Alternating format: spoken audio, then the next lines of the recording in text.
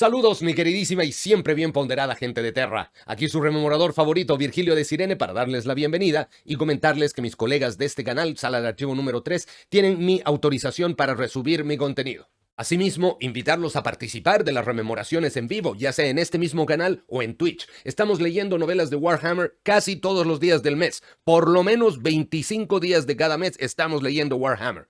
Los links están en la descripción de este video. También pueden seguirme en mi otro canal de lecturas que no son de Warhammer, La Rana que Narra, link también en la descripción. Y a quienes quieran apoyar mi trabajo, los invito cordialmente a mi Patreon, enlace en la descripción. Y ahí podrán encontrar los capítulos editados / mejorados, ya con música, efectos de sonido y el corte de las partes innecesarias. Y si se convierten en Patreons, también tendrán ahí el voto para decidir cuáles son las próximas novelas o relatos que estaremos leyendo.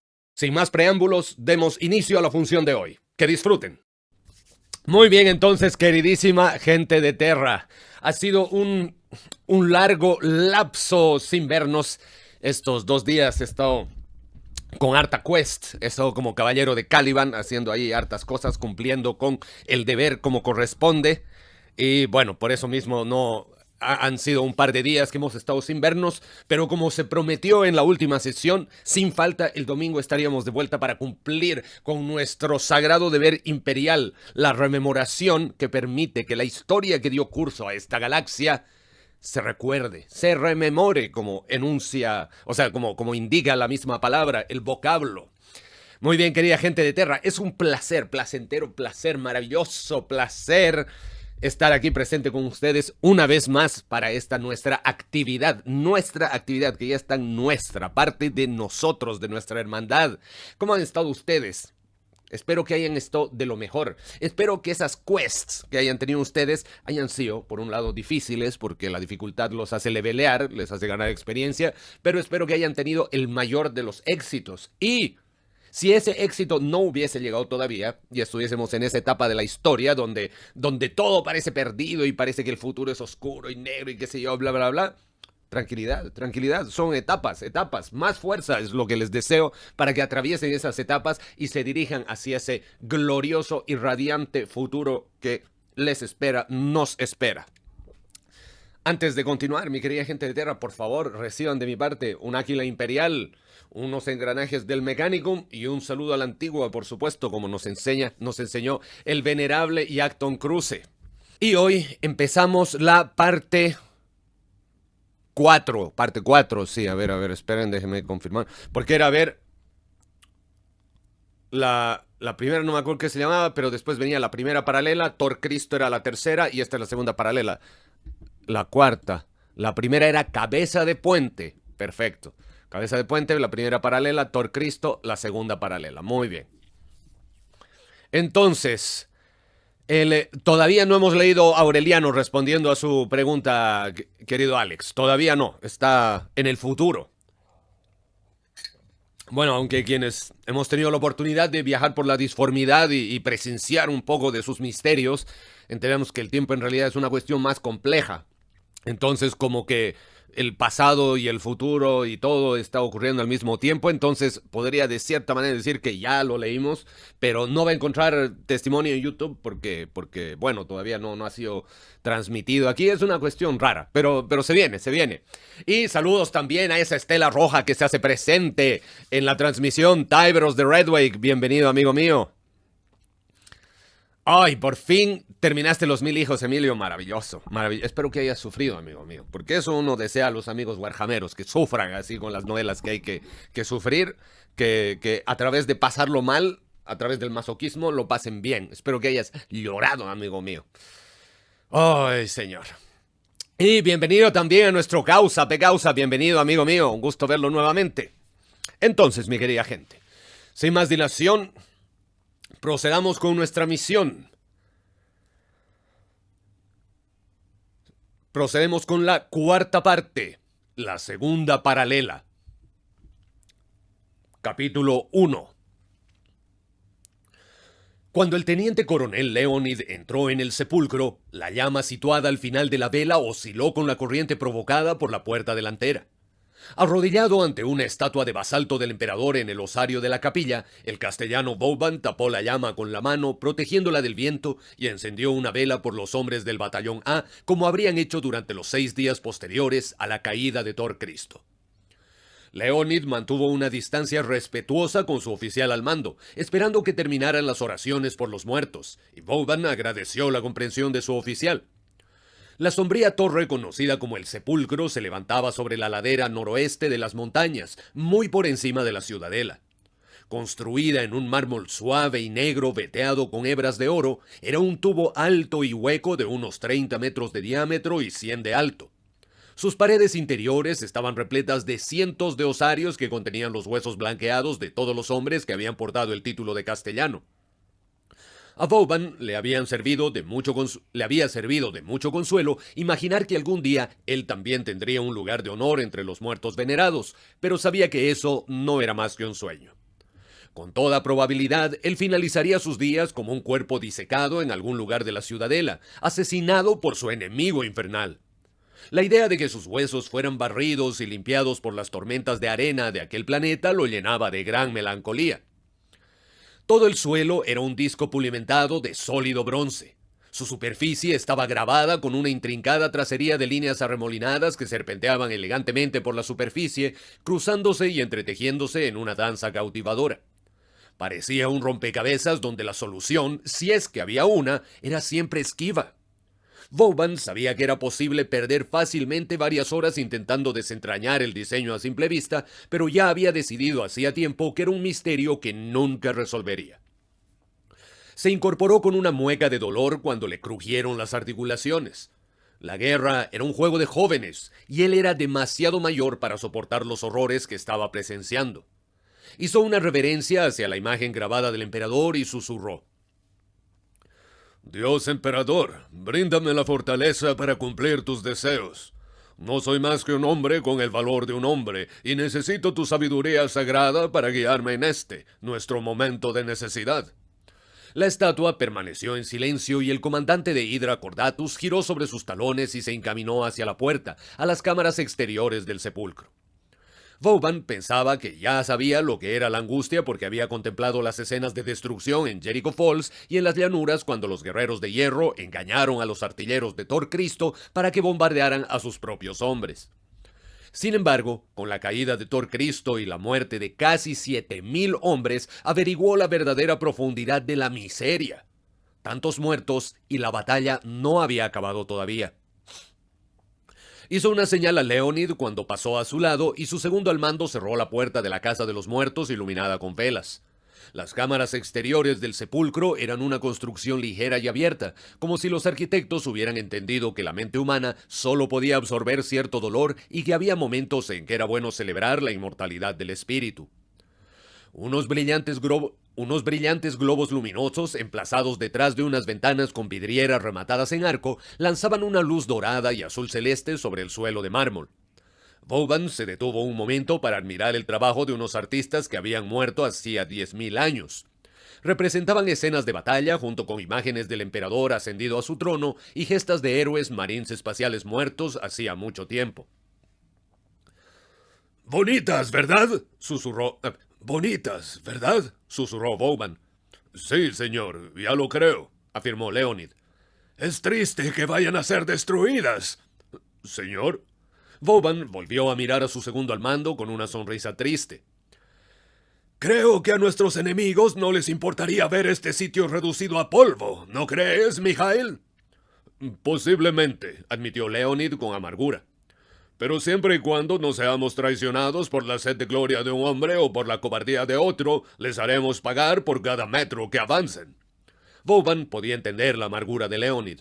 El princeps Fierag había condenado a muerte a casi 2,000 hombres cuando sus titanes habían abandonado a los Yuranos para dar caza al corrupto titán de clase emperador. Los titanes que habían sobrevivido a la batalla se habían retirado sabiamente a sus hangares acorazados para hacer reparaciones y sus tripulaciones fueron acuarteladas mientras los jueces de la Legio intentaban atribuirle a alguien la culpa del desastre.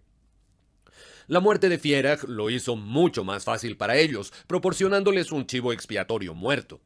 El Princeps Dekian, comandante del Titán de clase Warlord Honoris Causa, había comparecido ante los oficiales de más rango de los dragones de Juran en un uniforme de gala para ofrecer su pesar y una disculpa formal en nombre de la Legio Ignatum. Por el bien de la unidad, Vauban había aceptado la disculpa, pero las palabras tuvieron un sabor amargo. Leonid no había mostrado tanta contención y se dirigió a Dekian y lo abofeteó. Vauban estaba preparado para la peor clase de reacción posible, pero el Princeps Dekian se limitó a asentir y decir: «Ese es su derecho y su privilegio, teniente coronel Leonid, y no le guardo rencor».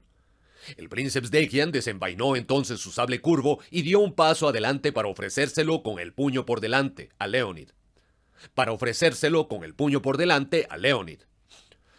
Pero quiero que sepa esto. La Legio Ignatum está dispuesta a luchar a su lado y no le volveremos a fallar. Juro por mi espada que será así».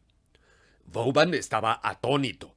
Que un oficial de la Legio ofreciera su espada a otro era una declaración de que si incumplía su juramento estaba dispuesto a morir con la hoja de su propia espada y a que los dioses de la batalla se burlaran de él durante toda la eternidad. Leonid se quedó contemplando la espada durante varios segundos. En esas circunstancias, un oficial o un caballero acostumbraban a rechazar la espada, indicando que el gesto era suficiente. Pero Leonid había tomado la espada y se la había metido en el fajín de oficial antes de volver a su asiento. Vauban se había sentido decepcionado, pero no sorprendido. El batallón de Leonid había sufrido muchísimas bajas en la batalla y estaba decidido a cobrarse en sangre la muerte de sus hombres. Leonid seguía portando la espada y Vauban sabía que cuando los soldados se enteraran del incidente, su popularidad subiría entre la tropa. «Estoy orgulloso de usted, Mijail», dijo Vauban de repente. «Tiene una cualidad de la que yo carezco. Tiene la capacidad de identificarse con los hombres a su mando a cualquier nivel. Desde la formalidad del comedor de oficiales al habla barriobajera de los cuarteles». «Gracias, señor», sonrió Leonid, encantado con el sentimiento de su comandante. «Soy un líder competente y experimentado», continuó Vauban, «pero nunca he disfrutado del aprecio de mis soldados. Siempre me he dicho que no era necesario que mis hombres me quisieran, sino que solo obedecieran. Sus hombres le quieren y le respetan y, mejor aún, confían en que usted nunca les pondrá en peligro si no es por una buena razón». Los dos oficiales abandonaron el sepulcro y se estiraron las chaquetas de los uniformes cuando salieron al viento frío y azotador que soplaba en los altos picos de las montañas. Una escalera interminable se perdía montaña abajo entre estatuas erosionadas de descoloridos héroes del imperio. Una guardia de honor de 15 soldados los esperaba para escoltarlos de vuelta a la ciudadela. Ambos oficiales contemplaban preocupados la asolada llanura situada ante las ciudades y sintieron una angustiosa sensación de desesperación ante aquel panorama. Las columnas de humo procedentes de incontables fraguas y de las hogueras que calentaban el desayuno de los soldados enemigos ascendían retorciéndose hacia el cielo. La llanura era una maraña de hombres y máquinas, de depósitos de suministros y grupos de soldados cavando. Habían prolongado la principal paralela hacia el oeste en los días siguientes a la caída de Tor Cristo hasta llegar a la base del promontorio rocoso y estaban llevando dos zigzagueantes zapas hacia la ciudadela. La primera apuntaba al ángulo saliente del Rebellín Primus, mientras que la segunda tenía como destino el flanco izquierdo del bastión Vinker. «No los estamos retrasando lo suficiente», dijo Vauban sin ninguna necesidad. «No», asintió Leonid, «pero les estamos haciendo perder tiempo». «Sí, pero necesitamos detenerlos», dijo Vauban alzando la vista a la forma ennegrecida del titán de clase emperador que permanecía inmóvil al pie de Tor Cristo, todavía repleto de hombres que intentaban reforzarlo para que pudiera disparar sin venirse abajo. Por detrás de él, grandes cuadrillas de miles de hombres se habían pasado los últimos 6 días trabajando y sudando para subir unos inmensos morteros de asedio y obuses por las laderas rocosas hasta el borde delantero del promontorio de Tor Cristo. Desde allí podrían lanzar con total impunidad sus proyectiles dentro de los muros del bastión Vinker y emplazar las baterías para que disparasen por encima del glacis, apuntando con fuego directo a la muralla interior. Todavía les quedaban varios días para terminar, pero cuando estuvieran listos era seguro que llevarían a cabo una horrible matanza en la plaza. Leonid siguió la mirada de Vauban y dijo: «¿Ha vuelto a reflexionar sobre mi idea acerca del guardia Hawk?» El guardia Hawk, todavía atrapado en las montañas, estaba demostrando ser de un valor incalculable para los artilleros de la ciudadela. Sus informes diarios acerca de dónde se encontraban las partidas de trabajo más importantes habían forzado a los invasores a cavar trincheras de aproximación adicionales para asegurarse de que podrían llegar vivos a la línea del frente, retardando así el avance. La admiración de Vauban por aquel humilde soldado había ido creciendo día a día, ya que había informado de los movimientos del enemigo, distribución y números aparentes al minuto, permitiéndoles adquirir una mejor comprensión de la capacidad del enemigo y dirigir su fuego de artillería en consecuencia. Si sobrevivían a todo esto, Vauban se aseguraría de que Hawk recibiera una condecoración. Lo he hecho. Pero un plan así incluiría al Adeptus Mechanicus y ya no confío en ellos. Tampoco yo, pero necesitaremos su ayuda si queremos que salga adelante. Eso es algo que debe decidir el Archimagos Amethon. Señor, sabe que Amethon se está deteriorando y que ya no se puede confiar en él. Es un bobo y, peor aún, es peligroso. Mira lo que hizo con el túnel. Tenga cuidado, Mijael. El Adeptus Mechanicus es un cuerpo antiguo y poderoso, y Amethon sigue siendo su superior y por tanto merece su respeto. A pesar de la verdad de sus palabras, no quiero que vuelva a pronunciarlas. ¿Entendido? Sí, señor, pero se supone que estamos por encima de estas cosas. Estamos por encima de estas cosas, amigo mío, y por eso no dirá nada más sobre ello. Si vamos a triunfar aquí, necesitamos mantener al Adeptus Mechanicus a nuestro lado. No vamos a conseguir nada distanciándonos de ellos. Leonid no dijo nada más y Vauban entendió y estuvo de acuerdo con la reticencia que Leonid sentía respecto a los sacerdotes del Adeptus Mechanicus. La voladura del túnel entre Tor Cristo y la Ciudadela fue un acto de imperdonable crueldad. Y si Amethon no fuera ya menos que un hombre, habría hecho que pagara por su crimen. El mago Snycin le había explicado cómo le había rogado al archimagos que no destruyera el túnel, pero el venerable Amethon no había atendido a razones. Vauban también le había preguntado a Snycin por qué no se había destruido Tor Cristo una vez que se recibió la señal de derribar el cielo. No lo sé, castellano Vauban, había sido la respuesta de Snycin.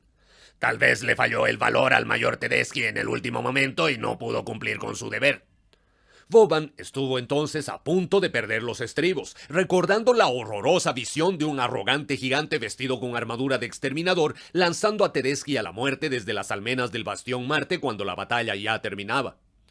Sea como sea, en el futuro el Adeptus Mechanicus no emprenderá acción alguna sin la aprobación directa del teniente coronel Leonid y de mí mismo. ¿Está claro? Como el agua, castellano. Y déjeme decir que estoy completamente de acuerdo con usted. No puedo condenar la muerte de los hombres que perdió en Tor Cristo, pero el Magos es mayor y no le queda mucho tiempo en este mundo. Pronto estará con el Omnisaya y, que el espíritu sagrado de la máquina me perdone por decir esto, tal vez sería mejor para todos nosotros que se fuera más pronto que tarde. Vauban no había contestado a los sentimientos de Snycin, pero había detectado de forma inmediata el deseo del joven Magos de suceder a Amethon. Aunque no aprobara esas maquinaciones, era consciente con tristeza de que Snycin podía estar en lo cierto. Fin de sección. Oye, aquí encuentro que el drama, este último párrafo ha sido súper preciso, bueno, esta última página, en el sentido de que ya, Snycin habíamos cachado, porque incluso con la charla con el archimago Amethon ya había manifestado o sea, no directamente, sino implícitamente que él quería ser el sucesor y no sé qué, y como que le decía al otro, usted ya está más viejo, debería descansar, así su sweet talk, su charla dulce, digamos. Se veía venir. Y entonces aquí, obviamente, aquí ha sido súper maricón, ¿no? Entonces como que le ha echado toda la culpa al archimagos. No, que sí, que imperdonable, qué horror, ¿cómo va a ser esa weá? Así no, ni se imagine, qué sé yo, bla, bla, bla. Pero, y claro, y el viejo, el que se llama el Vauban, lo ha cachado, ya, este quiere ser su sucesor. Pero en esta última frase, como que hace que todo se vuelva más complejo, más interesante, más real, digamos. Aunque no aprobara esas maquinaciones, era consciente con tristeza de que podía estar en lo cierto y capaz era lo mejor. Entonces, qué agradable, porque realmente es como que dificulta la polarización, en el sentido de que dificulta tener un lado así de, o una postura súper rígida de que, oye, este es bueno, o este es una mierda, así. le da mucho más, no sé si realismo es el término, pero me gustó cómo lo han llevado. Y a ver. Damos la bienvenida a nuestro vidente de la tormenta, Retrepoma. Bienvenido, amigo mío. Y sí, a más páginas, menos Zapocoin se cobran porque es como comprar por cantidad, estimado gato, por internet. Entonces, para que las novelas sean, digamos, más accesibles. Porque hay, no sé, Los Mil Hijos tenía una cachada de páginas, ¿no? Entonces, para que sea más fácil llegar a ello, es como una facilidad, digamos. Es lo mismo que, no sé, comprar por docena sale más barato. Imagina una wea así. Damos también la bienvenida a nuestro archimagos fabricante demoníaco. Mira, justo hablando de archimagos y aparece nuestro archimagos Anon. Bienvenido, amigo mío. Bienvenido también a nuestro paladín capitán de la octava orden de los caballeros oscuros y miembro de la guardia personal de honor de Lionel Johnson, Garrugel Johnson. Bienvenido, amigo mío. A ver. Es el dinero guardado que era para mi perrito. Ya, pero Jaden, mira. Agradezco nuevamente y tómalo esto con total gratitud, no como un rechazo. Pero capaz, no sé, puedes incluso destinar a una obra de bien ese recurso, digamos, y eso hasta te va a hacer sentir mejor. Viéndolo desde un punto de vista bien, ¿qué se llama utilitarista? Teniendo en consideración que algo como el hacer el bien de una manera totalmente desinteresada como que no existe, porque estamos condicionados, porque en el fondo el hacer el bien también nos hace sentir bien. Es un tema complejo, pero eso no quita que hacer el bien, puta, es algo bacán, pues, y la ganancia es sentirse bien. Perfecto, por donde uno lo ve está perfecto. Entonces, no sé, puede ser un aporte, me imagino, por donde tú vives, deben haber hogares o sea, lugares donde cuidan perritos de la calle, no sé. Aquí hay hogares de perros, de gatos, qué sé yo, y viven, o sea, y mantienen a los animales con las donaciones, o bueno, esto pensando en el tema perro, ¿no? Ahí vos puedes hacerlo con el tema que quieras en realidad. Entonces, pero nuevamente, gracias, amigo mío. A ver.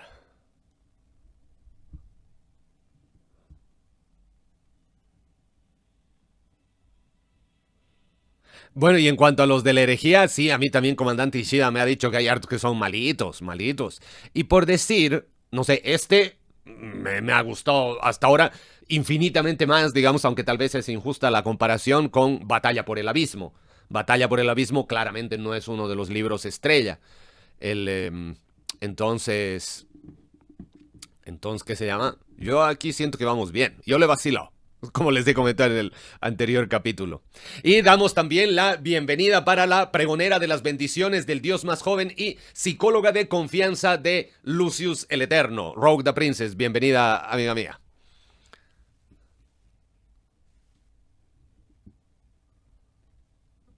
Los huevos en Estados Unidos ni por docena sale más barato. Oye, sí, es real. Y bienvenido a nuestro querido tecnohereje, buscador de la verdad y cazador de pecios espaciales, Carlos Nombre Gris. Bienvenido, amigo mío. Me imagino ahorita, así como que se me ha ocurrido, si estuviéramos en Warhammer Fantasy, que no hay viaje espacial, pero hay viaje marítimo, digamos que es el equivalente, sería buscador de la verdad y cazador de pecios marinos. Ahí ya tenemos el equivalente versión fantasy. O Age of Sigmar. O incluso si hay cepelines o barcos voladores, desconozco realmente. Hasta ahora mi approach con Fantasy y Sigmar es cero. Pero bueno, si hay barcos voladores también podría ser, ¿no? Pero a lo que me refiero, más que temporales, espaciales. Porque, digamos, la nave espacial, o sea, yo veo un poco el espacio sideral, así como, como el mar futurista, digamos, ¿no? Porque igual son naves, un poco es la misma configuración, pero uno es en el mar, el otro es en el espacio, ¿no? Ah, pero gato con internet, perdón, no te comenté, no, vos ya tienes derecho, vos escoge el título que quieras, siempre y cuando no vaya en desmedro de nadie. Y agarras en el mensaje donde diga tu título, le pones una rana para que no se me pase, ¿ya? Porque a veces hago la inspección rápida y se me pasan mensajes. Muchas veces, de hecho, ¿ya? Entonces, eso. Vos escoge nomás. He pensado en meterle Sigmar o Fantasy. Sí, amigo mío, sí. Y me llama mucho la atención, mucho, porque igual la fantasía, así como medieval, yo creo que nos gusta a todos los nerds del mundo. Y el pensar que tiene esta onda tan grimdark, porque hasta donde entiendo, igual por ser Warhammer, es igual así cruel y dolorosa y horrible la weá. Horrible en el sentido de que te mete damaje, ya no en el sentido de que sea mala poesía, como diría mi querido Guatón Carcassi. De hecho, en una encuesta pusimos uno del Félix y Odrek, algo así creo que se llama, pero no le fue muy bien en la votación. Pero eventualmente sí, por supuesto, por supuesto. Todo lo que sea Warhammer se lee, papu. Ranitas espaciales, querido rememorador, son la clave de 40.000 y fantasy. Oh, ya, con mayor razón tenemos que leer. Donde haya ranas, ahí ya hay una predisposición. Así que vamos allá. Agradecido por el dato, mi sargento. Hermano, si tienes un personaje no canónico, mejor. Si vos te fijas en la hoja de personajes, hay el nombre que cada uno tiene en YouTube, el nombre que se escogen, si es que tienen un personaje no canónico, aunque aquí canónico o no canónico es algo muy relativo. Te lo dice el rememorador Virgilio de Sirene, uno de los aprendices de Cyril Kinderman. Hay gente que te va a decir, oye, eso no es canon, te has inventado vos, charlatán culeado y que no sé qué. A ver, a un iterador le vas a venir a decir charlatán. A ver, papu, nos ubicaremos. Ya, entonces, hermano, mientras más lore tenga tu personaje, mejor. O incluso la misma Inquisidora, pues, Inquisidora Aurelia, el Johnson Bulper, digamos, es un personaje canónico. Aquí aparece en las rememoraciones. Ahora, ¿no ha tenido su aparición triunfal de repente en alguna novela? Sí, pues por supuesto. Y aquí todos. Entonces, se pueden escoger todos. Imaginemos que estamos como en un rol, ¿ya? Entonces, ahí todos son la cuestión que quieren ser. Pues. Obviamente, así como que se hacen su hojita de personaje con su nombre y qué sé yo. Procuramos un poco de balance, o sea, aquí nadie es el jefe de nadie, nadie está por encima de nadie, así.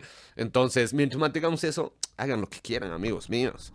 Incluso, como alguna vez decía, si hubiese una chica así que se quiere hacer un custodio, o sea, una custodia, póngale que son pasteles. Si hay un muchacho que quiere hacerse un hermano del silencio, métale que son pasteles, weón, puta. Como era único en su categoría, la historia lo ocultó, weón, y no nos van a hacer drama de weás. Todos, mientras sean felices, bacán. Aquí todos, la idea es que vengan y pasen un buen rato y estén contentos. Entonces, si tenés su título los pone contentos, ¿cómo no les voy a decir, weón? Entonces, hello, deja el show. Y también le damos la bienvenida a nuestro campeón de los hijos de Horus, David. Bienvenido, amigo mío. A ver. Mientras pintaba a Abaddon. Oh, mi corazón. Oh, qué dolor. Oye, pero ahí Rogue the Princess debe estar contenta con esa piece of information. Ay, qué terrible. Pero amigo, ¿por qué no pinta así a un ¿qué se llama? A un pequeño Horus? Ahí está, bueno, no sé si hay figuritas de Sejanus, un Garby, fija que hay ahí. Un sargento Nero Vaipus, apotecario Vadon, un tremendo personaje, un Jackton Cruze, pero a ver, el Abaddon, así, o sea, pinte, ahí está, un Astarte genérico y una palmera, por último, entre los dos, igual es más bonito, así, oh, pero bueno, si le gusta, amigo mío, es arte, así que métale que son pasteles. Y bienvenido también a nuestro Magos Biologis K4R0X1. Oiga, Adeptus le saluda muy atentamente. Mira, Adeptus lo saluda. Bienvenido, amigo mío. Gusto verlo. Ya.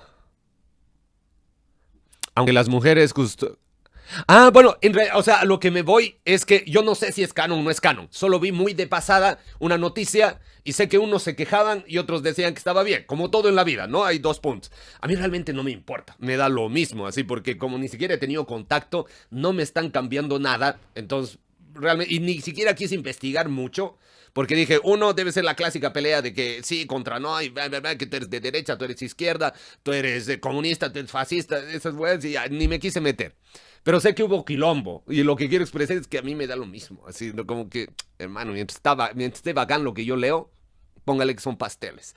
Igual al final de cuentas, lo quiera o no, la única parte que no me gusta, digamos, es que todo está súper orientado a, como es una empresa, Black Library, a lucrar. Y muchas veces van a tomar decisiones no en función de la calidad artística, sino de qué vende más.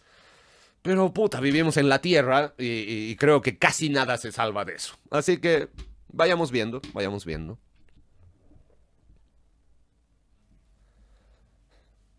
El guardia Hogg se pasó la mano por el despeinado cabello y se colocó en una posición más cómoda sobre las rocas utilizando su chaqueta como apoyo para los codos. Entonces enfocó los magnoculares hacia el campo enemigo que tenía debajo. Bien, veamos qué está ocurriendo ahora, murmuró. La oscura llanura era un mosaico de actividad con franjas enteras de terreno dedicadas a la fabricación de armas y herramientas, con miles y miles de hombres circulando arriba y abajo. Había tardado unos cuantos días en encontrar un punto desde donde observar el campo. Estaba lejos de ser cómodo, pero era probablemente lo mejor que se podía conseguir en aquellas montañas. Estaba protegido de lo peor de los vientos y había un saliente rocoso que le permitía conciliar el sueño cuando el ruido de abajo no era demasiado fuerte. Bostezó, y solo pensar en dormir hizo que su cuerpo lo anhelara aún más. Anochecía más temprano y no podría ver mucho más a la velocidad que se estaba yendo la luz. Había comido y bebido de manera frugal y todavía le quedaban reservas de comida y agua, pero ya hacía tiempo que se había quedado sin píldoras de desintoxicación. Sin embargo, sus preocupaciones por caer víctima de la atmósfera venenosa de Hydra cordatus parecían ser infundadas. Aparte de unos cuantos moretones y rosaduras, disfrutaba de una salud mejor que nunca desde que había acabado en aquel planeta inútil. Una vez que el dolor y la rigidez iniciales habían abandonado sus músculos apenas utilizados, se sintió más despejado y en forma que nunca. Los dolores de cabeza constantes habían desaparecido como la bruma de la mañana y el sabor a ceniza que siempre sentía en el fondo de la boca también era historia. Su piel estaba adquiriendo un aspecto sano y su palidez natural había sido reemplazada por un tono moreno. Hogg le estaba agradecido a cualquiera que fuera la causa de esa repentina buena salud. Tal vez fuera la sensación de que estaba demostrando su valía al regimiento, que era un buen soldado y que podía compararse con los mejores de ellos. Mientras recorría el campo enemigo con los magnoculares, contando el número de cuadrillas de trabajo que se encaminaban a las trincheras de aproximación, Hogg se vio obligado a admitir que, si las cosas seguían igual, estaba viviendo la mejor época de su vida. Fin del capítulo.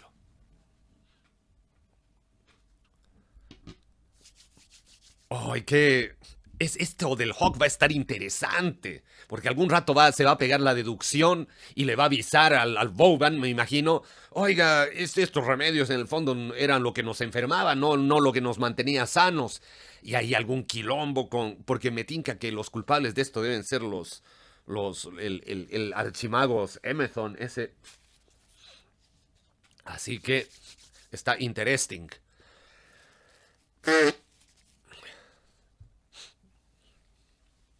Muy bien. Me gusta cuando los personajes tienen sueños y aspiraciones, así la caída duele más.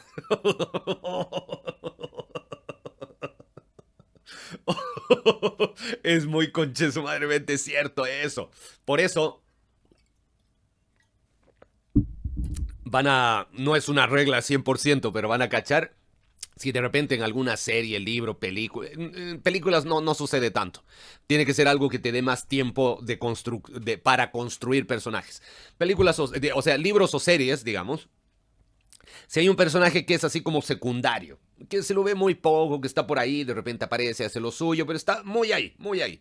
Y de repente se pega en un capítulo donde te meten así un montón de trasfondo de su historia, así te hacen quererlo, así en un capítulo, sabes que al siguiente se va a morir, porque te están dando algo para quitártelo y que te duela. Sí, es una técnica narrativa bien conche su madre, pero es bacán a la vez. Ya, entonces procedamos inmediatamente con el capítulo 2, ya que esta sección fue muy corta. Les dejo un anuncio y vuelvo, me hago un refill de agüita y continuamos. Hoy tengo que cambiar a 19, perfecto. Ya, ahorita vuelvo.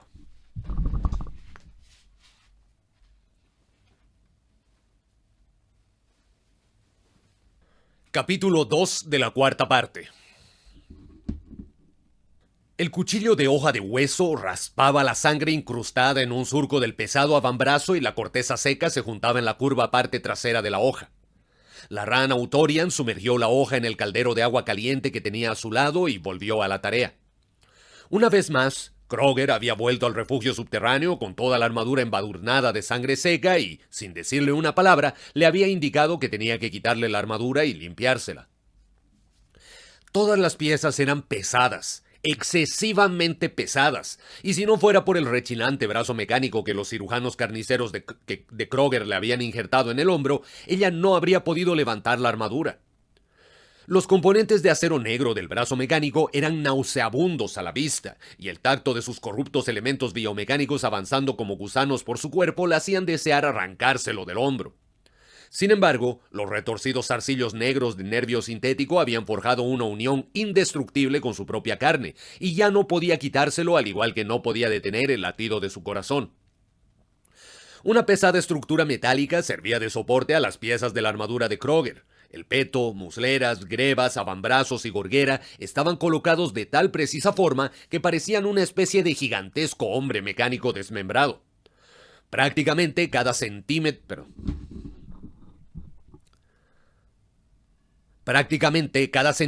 de su superficie estaba manchada con sangre seca y el hedor de sustancia descomponiéndose le daba arcadas cada vez que miraba la armadura. Se puso a la tarea una vez más y comenzó a rascar y limpiar otro surco de la armadura de Kroger.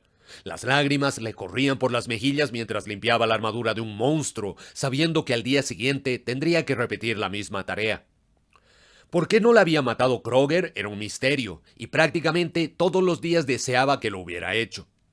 Todos los días se odiaba por querer seguir viviendo. Esforzarse por servir a una bestia como esa era jugar a servir al mismo demonio. Era un demonio caprichoso. Ella no tenía forma de predecir su humor y estado de ánimo. No tenía forma de saber la reacción de Kroger a cualquier cosa que hiciera. Lo increpaba y lo insultaba, golpeándolo con los puños en su armadura ensangrentada, y él se echaba a reír, empujándola a un lado.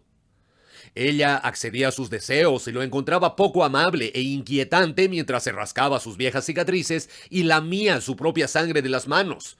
Él se negaba a dejar que sus heridas cicatrizaran, al tiempo que la miraba con desprecio. Ella lo odiaba con una pasión fiera, pero también quería vivir. No había forma alguna de saber cómo comportarse para impedir que Kroger la matara. Rascó la sangre que quedaba en el avambrazo y apartó el cuchillo de hueso. Tomó un trapo untado de aceite y comenzó a sacar brillo a la superficie. Una vez que estuvo satisfecha de cómo había quedado la pesada pieza de armadura, se puso en pie y la colgó de la estructura metálica. Mientras colocaba el avambrazo en su sitio, su mirada se vio atraída otra vez por la apariencia y el mal olor de la cara interior de la armadura de Kroger. Ella abrillantaba y limpiaba el exterior de su armadura, pero nunca tocaba su superficie interior. Recubierta de un terror escalofriante y aborrecible, la cara interna se parecía a trozos despellejados de carne podrida, su pútrida superficie ondulándose como si estuviera imbuida de una sucia vida interna. Sin embargo, a pesar de toda su vil apariencia, la armadura irradiaba una odiosa atracción, como si la llamara a un nivel no cognoscible. Se estremeció cuando retiró otra pieza de la armadura de la estructura, la redondeada codera. Esa pieza no estaba tan manchada y no le llevaría mucho tiempo limpiarla. ¿Hará algo más? Hará falta algo más que tu pequeño cuchillo para limpiar la sangre que he traído. Volvió a tomar el cuchillo y lanzó una mirada furtiva al lugar donde descansaban las armas colocadas de forma vertical en un soporte de plata y marfil. Una inmensa espada sierra con la empuñadura grabada en forma de estrella de 8 puntas y una guarda rematada con aguijones. Además de eso, una pistola decorada con un cañón en forma de cráneo con la boca abierta y los costados chapados en bronce. Solo el cargador era más grande que su antebrazo. Vamos, tócalas. Siente su poder. Sacudió la cabeza. Kroger nunca le permitía limpiar sus armas, y la única vez que ella se había ofrecido a hacerlo fue la última. La había golpeado ligeramente con el dorso de la mano, fracturándole la mejilla y saltándole varios dientes. Nunca tocarás estas armas, humana. La amargura fue creciendo con las lágrimas y se maldijo por querer vivir, por servir a esta criatura del mal. Pero no veía otra forma. Se sentía impotente para hacer otra cosa excepto jugar a perrito faldero con un loco que se bañaba en sangre y se deleitaba con las matanzas. ¿Es eso tan malo? ¿Obtener placer con la muerte de otro? ¿No es el mayor honor que puedes atribuir a otra criatura, que puedes tributar a otra criatura? Su odio por Kroger era una llama brillante que ardía en su corazón y sentía que si no lo dejaba salir, la consumiría. Sí, odio, pequeña, odio. Sus ojos volvieron a fijarse en la armadura y juró que casi podía oír una risa distante. Fin de sección. Y aquí había unas partes que estaban con cursiva, ¿ya? Dependiendo del autor, diferentes autores lo toman para diferentes cosas. Unos lo usan como para citar, o sea, hablando de Warhammer, dentro de Warhammer, por supuesto. Cuando era en el primer hereje de Aaroncito, era para pensamientos, ¿ya?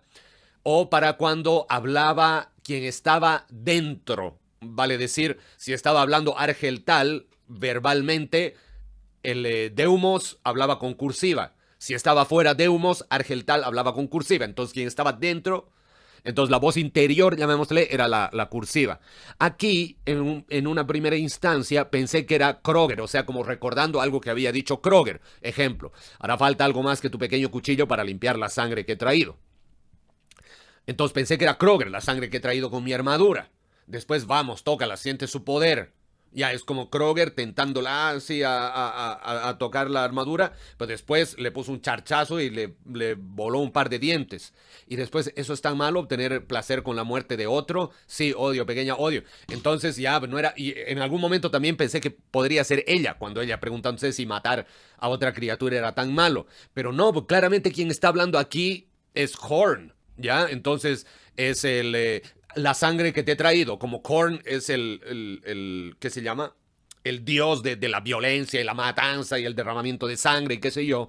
Y lo que me decían ustedes, ¿no? Estuvo mega presente en Istvan. Entonces, claro, y sangre para el dios de la sangre, ¿ya? Vamos, tócala, siente su poder, ya es como la tentación. Y después, claro, ¿es eso tan malo, obtener placer con la muerte de otro? Nuevamente la tentación, ¿no? Oye, pero mata, oye, pero a sangrar, oye, pero carnicería, pero vamos. Y claro, odia, pequeña, odio. O sea, odio, pequeña, odio. ¿Ya? Entonces, claro, ahí era Korn, o Horn. Es el que estaba hablando. Eso. Bueno, ahí le cambiaré la voz cuando toque hacer ¿qué se llama? La versión en limpio. Las primeras luces de las montañas ya llegaban y descubrieron a Honso observando las cuadrillas de esclavos que estaban subiendo los últimos componentes de la cureña de una pieza de artillería por encima del borde del promontorio. Observó con satisfacción que había unos pocos esclavos con las chaquetas azules del enemigo entre ellos. Parecía como si todavía quedaran algunos capaces de servir a los guerreros de hierro. Forrix permanecía de pie a su lado, una cabeza por encima y vestido con su armadura de exterminador, supervisando el lento progreso de los trabajos en la llanura que tenían debajo. Entre las retumbantes explosiones del fuego de artillería procedente de los dos bastiones y el rebellín central, las zapas estaban avanzando desde la paralela ampliada, pero lo estaban haciendo cautelosamente, avanzando bajo la protección de rodillos de zapa con un gran blindaje, monstruos de bajo y ancho cuerpo que avanzaban arrastrándose despacio para proteger a los trabajadores que cavaban las zapas. El forjador está contrariado, dijo Forrix moviendo los brazos para abarcar las obras. Honso se giró para ver al pálido veterano con una ceja arrugada en señal de perplejidad. Pero si hemos avanzado con gran velocidad, Forrix. En menos de 2 semanas hemos capturado este puesto avanzado y nuestras zapas están casi lo bastante cerca de la ciudadela como para unirla a una segunda paralela. Raras veces he visto yo un asedio que vaya con tanta rapidez. Forrix sacudió la cabeza. Hay asuntos en marcha que requieren que lo hagamos incluso más rápido, Honso. El forjador desea que acabemos este sitio en 10 días. ¡Imposible!, farfulló Honso. ¿Con la segunda paralela todavía sin acabar? Nos llevará otros 4 días al menos preparar las baterías y probablemente estas tardarán varios días en practicar una brecha en los muros. Además, no creo que podamos abrir una brecha viable sin establecer una tercera paralela y sin traer nuestros tanques de asedio. Todo esto llevará tiempo, lo sabe mejor que nadie. Aún así debe hacerse. ¿Cómo? Como sea necesario, Honsou. El tiempo es un lujo que no nos podemos permitir. Entonces, ¿qué sugieres? Que hagamos avanzar las zapas con mayor velocidad, que construyamos más rodillos de zapa y que lancemos esclavos y hombres a la excavación, de forma que los montones de cadáveres protejan a los hombres que estén cavando de la artillería imperial. Dijo Forrix en tono tajante. Eso será difícil, Forrix, replicó Honsou lentamente. Los artilleros imperiales están demostrando tener una asombrosa puntería. Ya lo creo, meditó Forrix, observando las montañas que rodeaban las llanuras. Casi demasiada puntería, ¿no crees? ¿Qué quieres decir? ¿Estás seguro de que mataste a todo el mundo en los sitios que ocupaste antes de la invasión? Sí, gruñó Honsou. No dejamos a nadie vivo. Forrix devolvió la mirada a las montañas y suspiró. Creo que estás equivocado, Honsou. Creo que todavía hay alguien ahí arriba. Honsou no dijo nada y Forrix continuó. Envía a Goran Delo a los sitios que atacaste, y si hay algún rastro de supervivientes, que los cacen y los maten. No podemos permitirnos que tu incompetencia nos siga retrasando. Honsou iba a replicar, pero se contuvo y simplemente asintió con frialdad antes de marcharse. Fin de sección. Ya sabía que el corazón era un órgano difícil de quemar, pero las llamas azules que subían en espirales desde el tejido muscular que se estaba asando habían merecido el esfuerzo, pensó Jarek Kelmore, hechicero del forjador y poseedor de los 7 secretos arcanos. La oscuridad de la tienda estaba envuelta en sombras fantasmales proyectadas por el corazón ardiendo y la luz de la luna que se reunían en la entrada. Frotó las manos en un cráneo tatuado y extendió los brazos ante el órgano en llamas. Aunque sus ojos estaban cosidos, miraba las llamas viendo imágenes espectrales, más allá del saber de la vista mortal. Fueron enfocando y desenfocando al tiempo que sus hechizos intentaban moldear el poder conferido por su última ofrenda en una forma utilizable. Abrió la mente a la gloria de la disformidad, sintiendo la ráfaga de poder y culminación que llegaban cada vez que se comunicaba con el Inmaterium.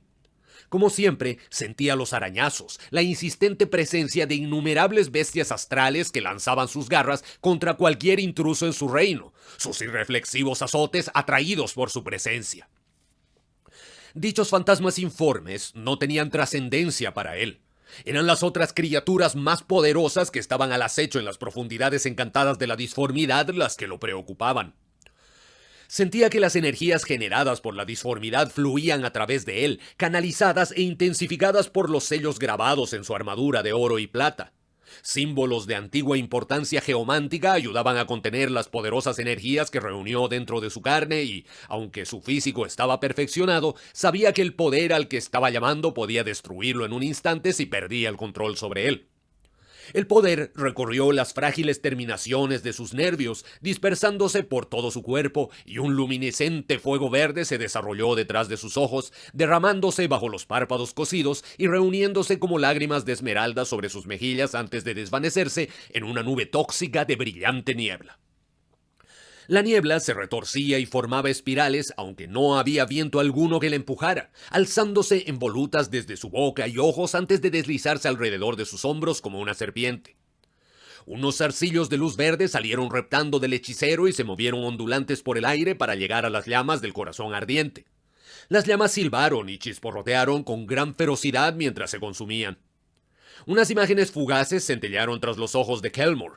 La roca de Thor Cristo, una cámara escondida en sus profundidades, un disco de bronce que brillaba como el sol envolviéndolo todo, una rueda dentada girando, con la superficie agrietada y con imperfecciones. Mientras Kelmore la observaba, la rueda entró de repente en una erupción de marrones hebras necróticas de óxido que se repartieron rápidamente por su estructura hasta convertirse en polvo. Tan rápido como apareció, la visión desapareció, siendo sustituida por otra en forma de una lanza de luz blanca describiendo una curva en la oscuridad. Su brillo se desvaneció mientras se desplazaba antes de ser reemplazada a su vez por un guerrero vestido con una servoarmadura amarilla que apuntaba con sus armas a Kelmore. Mientras éste observaba, el guerrero giró su arma hacia el hechicero y apretó el gatillo, y el cañón explotó con una brillante luz. Jarek Kelmore lanzó un grito y se desplomó sobre el suelo de la tienda mientras le brotaba la sangre por todos los orificios de la cabeza y un dolor atronador aporreaba el interior de su cerebro. Se puso en pie un poco aturdido, apoyándose con el soporte central de hierro de la tienda. Se acercó tambaleándose hasta un largo camastro y se sentó sobre el borde, frotando las palmas de las manos contra sus sienes marcadas y respirando profundamente.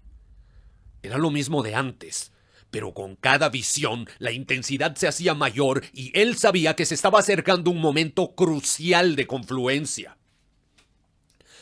Tenía que adivinar el significado de las visiones, aunque se temía que conocía la respuesta a la segunda aparición. Cuando los guerreros de hierro atacaron el espaciopuerto, él sintió una señal psíquica emitida hacia el exterior del planeta, demasiado rápida para haberla podido bloquear, aunque seguramente demasiado débil para que los receptores a quienes iba destinada pudieran recibirla. Sin embargo, Kelmore tenía miedo de que otros pudieran haberla oído y que, si comprendían su importancia, pudieran estar ya de camino hacia este planeta.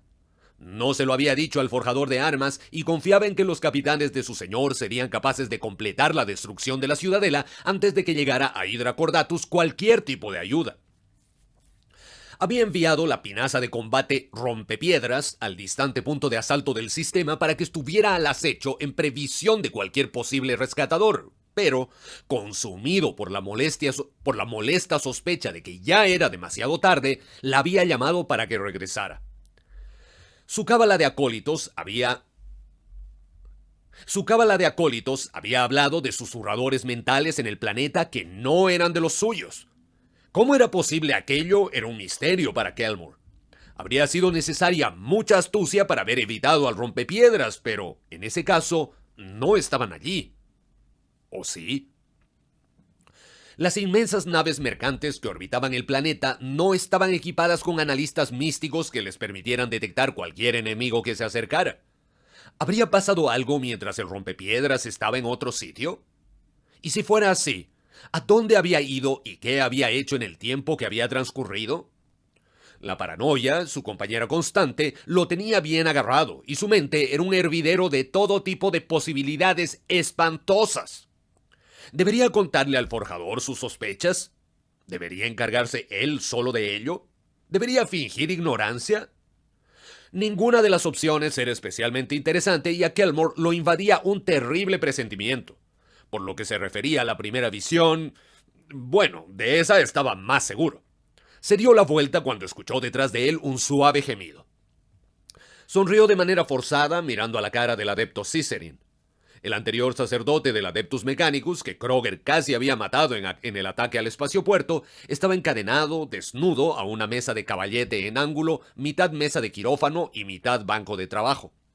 La mano que le faltaba había sido reemplazada por un guantelete biónico implantado que tenía pintarrajeados unos antiguos símbolos de poder en su negra superficie palpitante.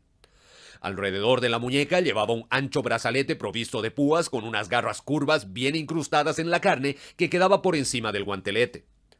Una forma modificada del tecnovirus de los arrasadores se filtraba por las garras, abriéndose camino lentamente por el cuerpo de Cicerin. Por toda la carne aparecían erupciones de componentes mecaorgánicos de aspecto fluido aunque angulares. Su carne bullía con la acción de los virus para integrarse en la materia orgánica. Jarek Kelmore sonreía de manera forzada y se incorporó para acercarse al sacerdote del dios máquina. Los cambios que habían devastado su cuerpo debían de haber sido dolorosos, pero la cara del adepto no ofrecía señales de ello. En su lugar, sus rasgos estaban alterados por el éxtasis y el placer obsceno. «Sí», susurró Kelmore, «siente cómo el poder de la nueva máquina llena tu carne. Tienes un gran trabajo por delante». Cicerin abrió un ojo. La negra pupila estaba muy dilatada y sus superficies internas llenas de circuitos recién nacidos. Sonrió y asintió hacia el palpitante guantelete. «Más», susurró, «dame más». Fin del capítulo. Hoy, conforme iba leyendo, y con el antecedente que nos habían dado, que estaba la rana con el brazo caos cyborg, así cyborg cochambroso, desagradable, que si por ella fuera se lo sacaría. Y claro, aquí viendo que este también tenía un guantelete, digamos así, bien cochinón, con esta tecnología medio venérea, decía, ya, una cosa es que no sé, tipo, no sé, tipo Game of Thrones, que como a Jaime Lannister ya te cortan una mano. ¡Ay, para la cagada! Porque te cortaron una mano. Ya, entonces ahí hay algo que falta. Pero esto es, digamos, ir a un nivel más allá de terrible, que te corten la mano y te pongan una cosa asquerosa que de paso no te vas a poder sacar y que tienes que tolerar que está ahí. Entonces decía, puta, qué terrible. Eso pensaba conforme iba leyendo, ¿no? Cuando me imaginaba así en... Puta, me lo imaginé un poco aquí al pobre adepto en una suerte de silla de Caín en un momento. O una cuestión como un pot, no es un potro, pero bueno, algún artefacto de tortura inquisitorio del pasado, no del futuro oscuro. Y decía, ¡ay, qué terrible, que no sé qué! Y después me terminan el capítulo con eso de, ¡más, dame más! ¡Weón, qué weón! ¡Ay, qué va a pasar! ¡Qué horror, qué cochambre! Pero bueno. Capítulo 3. En el 20º día del asedio, las dos zapas que se habían llevado hacia adelante desde la primera paralela estaban unidas por una segunda paralela a unos 600 metros del borde de la trinchera que protegía los muros de los bastiones frontales. Aquello quedaba totalmente dentro del alcance de los infalibles artilleros imperiales y se habían gastado miles de vidas para completar la segunda paralela, aunque los guerreros de hierro hacían caso omiso del coste humano de empresas de este tipo. Todo lo que importaba era que se obedecieran las órdenes del forjador de armas. La segunda paralela se extendía desde el terreno que estaba enfrente del saliente del bastión Vinker hasta el que quedaba antes de la punta del bastión Mori. En la cara norte de la segunda paralela se había apilado una alta capa de tierra compacta y cubierta de planchas de acero para asegurarse de que pudiera resistir los impactos de la artillería. Se construyó un parapeto bien dispuesto en cada extremo con las troneras colocadas perpendiculares a cada flanco del bastión. Ya se habían situado indicadores para una nueva zapa de aproximación, esta vez dirigida hacia la cabeza del Rebellín Primus, pero hasta que las baterías no tuvieran la oportunidad de abrir fuego e inutilizar la mayoría de las armas de las murallas de la ciudadela, el trabajo no podría empezar. Aquel era un asedio de lo más brutal y obvio. No habría una aproximación metódica para flanquear de manera alternativa cada uno de los bastiones, sino un avance completamente frontal. Las baterías triturarían las murallas antes de que se desencadenara un asalto devastador. Con la instalación de las baterías, las trincheras se ensancharon y se hicieron más profundas para permitir el desplazamiento seguro de las demoníacas máquinas de guerra hasta la línea del frente. Habían aprendido la lección tras la destrucción causada por la arrasadora máquina de guerra en las trincheras de aproximación a Tor Cristo, y aquellos que se encargaban de mantener los monstruosos ingenios demoníacos bajo control no iban a correr ningún riesgo. A la mañana siguiente, las armas situadas en las baterías de la segunda paralela abrieron fuego en unión de las situadas en las laderas meridionales del promontorio de Tor Cristo. Las armas de las baterías no estaban todavía lo suficientemente cerca como para disparar sobre el borde del glacis, la zona elevada de terreno situada ante la trinchera vulnerable base de los muros. La zona elevada de terreno situada ante la trinchera que impedía que la artillería enemiga alcanzara la vulnerable base de los muros. Pero podían machacar los terraplenes y hacer que la banqueta fuera insostenible para los defensores. Y esto lo hacían con una admirable eficiencia, machacando la parte superior del muro con proyectiles sólidos y reduciendo los gruesos terraplenes a irregulares pilas de escombros. El fuego contra la batería procedente de la ciudadela era poco sistemático, y los disparos que alcanzaban su objetivo eran desviados por los terraplenes reforzados o, en el caso de las armas de Tor Cristo, descubrían que estaban fuera de su alcance. Cientos de hombres murieron en los primeros minutos del bombardeo antes de que se diera la orden de retirada hacia el interior de los recintos de los bastiones. Para los hombres del bastión Mori, la orden salvó muchas vidas, pero para muchos de los que estaban en el Vinker resultó ser una sentencia de muerte. Los obuses del promontorio disparaban ahora proyectiles explosivos con trayectorias muy altas, y sus bombas aterrizaban dentro de los muros del bastión Vinker, haciendo trizas a los hombres concentrados allí dentro. Muchos hombres morían con cada potente explosión. Los proyectiles que estallaban en el aire se habían cobrado numerosas víctimas y los fragmentos de metralla descuartizaban con facilidad la carne y los huesos en 1000 pedazos. Los oficiales agrupaban a los hombres, gritándoles para que se protegieran dentro de los búnkers de la muralla. Cuando sus objetivos tomaron refugio, las armas del promontorio cambiaron el fuego al interior de la ciudadela gracias a que su mayor elevación les proporcionaba el alcance necesario para dejar caer proyectiles dentro del perímetro de la muralla interior. 3 grandes edificios de cuarteles fueron derruidos por el fuego y un puñado más reducido a escombros antes de que el archimagos Amethon fuera capaz de levantar el escudo de energía que protegía la ciudadela interna. El bombardeo continuó durante todo el día, haciendo trizas las paredes superiores de los 2 bastiones y el rebellín, inutilizando un gran número de armas y dejando muy buena parte de sus secciones frontales abiertas de par en par. Con la caída de la noche y un fuego continuo martilleando la ciudadela, cientos de esclavos recorrieron temerosos las trincheras de aproximación procedentes de sus refugios subterráneos infestados de cadáveres y comenzaron a cavar la zarpa de aproximación delantera. Fin de capítulo. Bueno, les había comentado que era un capítulo muy corto, ¿no? Y claramente solo un nexo entre un capítulo y el siguiente. Pero bueno, vamos con capítulo 4. Vauban dio la vuelta a la mesa de reuniones y sirvió a cada uno de sus cansados oficiales un vaso de Amasec, buscando en sus caras signos de resignación.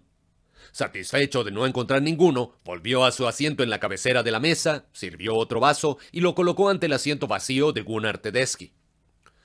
Todos los oficiales parecían haber envejecido y sus rostros estaban surcados por la fatiga y entumecidos por la naturaleza inacabable y agotadora del asedio. Morgan Cristan tenía la peor apariencia, con un brazo ensangrentado en cabestrillo y un ancho vendaje alrededor de la barriga, donde se habían clavado los fragmentos de la explosión de un proyectil. Sus hombres habían recibido una buena paliza en el bastión Vinger y él los había acompañado todo el tiempo. Todos sus oficiales ya estaban iniciados y él estaba intensamente orgulloso de ellos. «Caballeros», comenzó Vauban levantando el vaso. «por todos ustedes». Sus oficiales levantaron los vasos y bebieron el Amasec de un solo trago. Vauban bajó el vaso y se sirvió otro. Ninguno de los hombres reunidos alrededor de la mesa dijo una palabra mientras el castellano de Hydra Cordatus saboreaba su bebida. Leonid consultó una caja dorada sin rasgos distintivos antes de asentir con lentitud hacia Vauban. Por fin, Vauban rompió el silencio. «Estamos en una situación peligrosa, caballeros. El enemigo está a las puertas, y si los cálculos de nuestros ingenieros son correctos, tenemos unos días como mucho antes de que abran una brecha en nuestras murallas y entren en la ciudadela». «Doy mi palabra de que mis hombres pelearán hasta el final», juró Morgan Cristan, golpeando en la mesa con la mano buena. «Al igual que lo hagan los del batallón C», repitió Piet Anders. Vauban reprimió una ligera sonrisa y dijo: «Afortunadamente, eso no será necesario. Ha habido algunos inesperados acontecimientos en las últimas horas y el teniente coronel Leonid tiene un plan que puede que nos consiga algo más de tiempo. La artillería enemiga, especialmente la que está en el promontorio, nos está destrozando. Para tener alguna probabilidad de sobrevivir debemos eliminarla, y eso no va a ser fácil. Mijail».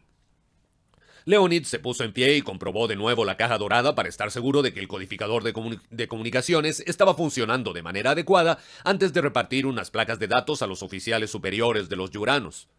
Leonid y Vauban observaban mientras cada hombre examinaba los contenidos de la placa. Sus expresiones cambiaron de cansancio a repentina esperanza. «¿Es esto realmente verdad?», preguntó el mayor Anders. «Lo es, Piet», confirmó Leonid. «Los he visto». «¿Una compañía entera?», dijo en voz queda Cristan. «¿Cómo?». Vauban levantó la mano para detener otras preguntas y dijo: «Los informes que tienen en sus manos deben considerarse el objeto más sagrado de los que poseen, caballeros. Sigan las órdenes que constan en ellos. Háganlo con cuidado y resolución y no hablen de lo que vamos a hacer a nadie que no esté en esta habitación. Estén preparados para seguir adelante con el plan en el momento que les dé la orden, porque si no lo están, entonces sí que estaremos perdidos». Morgan Cristan continuó examinando la placa y soltó un gruñido cuando vio un nombre que le era familiar. «¿Acaso hay algún problema, mayor Cristan?», preguntó Leonid. «Puede que sí», asintió Cristan. Todo plan que incluya o que dependa de Hawk me da pánico». «No se preocupe con la participación de Hawk en esto», lo tranquilizó Vauban. «Tengo fe en él, y el teniente coronel Leonid se encargará de esa parte del plan». Piet Anders alzó la vista de la placa y preguntó: ¿Y quién estará al frente de nosotros?